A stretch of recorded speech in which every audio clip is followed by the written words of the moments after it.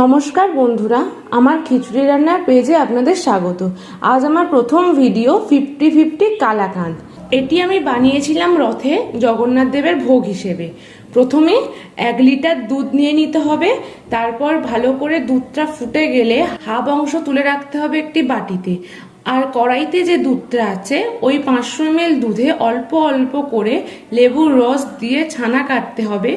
ছানার যখন জলভাবটা অনেকটাই কমে যাবে তখন ওখানে পরিমাণ মতো চিনি দিয়ে দেবেন।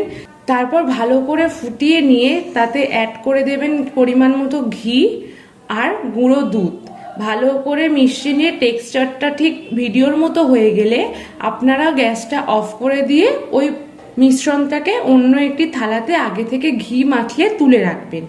এবারে ওই একই কড়াইতে আগে থেকে তুলে রাখা সেই হাফ দুধটা দিয়ে দেবেন। তাতে একটা আমের পাল্প দিয়ে দেবেন, দিয়ে ভালো করে মেশাতে থাকবেন।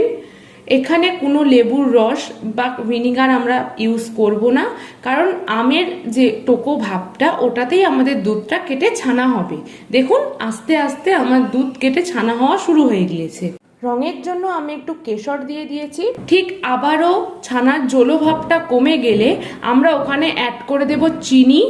চিনিটা ভালোভাবে গলে গিয়ে ছানার সঙ্গে মিশে গেলে আমরা ওখানে অ্যাড করব ঘি এবং গুঁড়ো দুধ।